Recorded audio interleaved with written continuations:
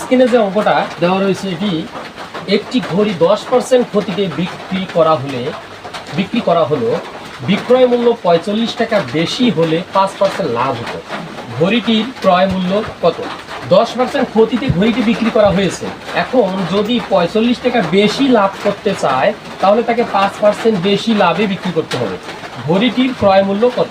তো এটার জন্য দেখেন 10% আর 5% মানে এই দুটোর সমষ্টি হচ্ছে 45%। মানে যখন সে 10% কমে বিক্রি করছে তার সাথে যদি এখন 45 টাকা বেশি লাভ করতে চায় তাহলে 5% বেশি তাকে বিক্রি করতে হবে। তাহলে আমরা লিখতে পারি 10% আর 5% হচ্ছে 15%। 15% সমান সমান 45 টাকা।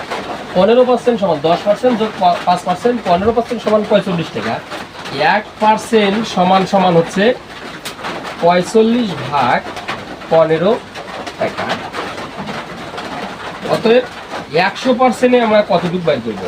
তাহলে 45 ভাগ 15 গুণন হচ্ছে 100। তাহলে এটা যদি আমরা কাটাকাটি করি 15-কে 15, 3 15 45, 301-কে 300 টাকা। তার মানে এখানে আমাদের খ নাম্বার অ্যান্সার 300 টাকা। ভিডিওটি যদি ভালো লাগে অবশ্যই চ্যানেলটিকে সাবস্ক্রাইব করবেন।